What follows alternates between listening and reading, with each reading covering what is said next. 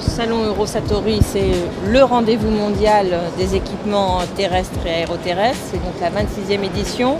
Alors, ce salon est une parfaite illustration de ce que, dans le cadre de la loi de programmation militaire, nous avons essayé de faire et de montrer.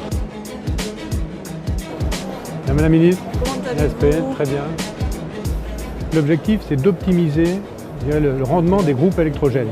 Donc toutes les solutions alternatives qu'on a permettent, et vous voyez les courbes ici, de permettre au groupe de tourner de façon optimum et donc d'éviter une surconsommation de carburant. Cette année, j'ai souhaité que le service d'infrastructure de la Défense, qui relève du secrétariat général pour l'administration, participe au salon Eurosatory. Ce que je peux voir aujourd'hui, c'est qu'effectivement, non seulement on a notre place en tant que service de soutien et service interarmé, mais on a également notre place dans la mesure où ce que l'on présente aujourd'hui nous positionne aussi, et par le biais des opérations extérieures, sur le thème des énergies alternatives, notamment au travers du concept EcoCamp.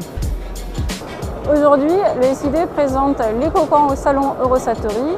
Qu'est-ce que l'EcoCamp ? L'EcoCamp est une démarche innovante dans le sens où il regroupe des experts de domaines variés comme le génie climatique, l'eau, l'environnement, le génie électrique ainsi que des architectes afin de concevoir le camp du futur qui sera autonome entre autres en eau et en énergie dans un souci d'amélioration de celui-ci afin de tendre vers une autonomie, toujours dans le but d'assurer la sécurité des forces. En 2018, le ministère des Armées a consacré 220 millions d'euros pour ses dépenses énergétiques. Ça représente quand même l'équivalent de la consommation annuelle d'une ville de 120 000 habitants. L'ensemble de la fonction énergie, 76 personnes, œuvrent quotidiennement à essayer de diminuer nos consommations énergétiques et à diminuer autant que faire se peut notre dépendance énergétique.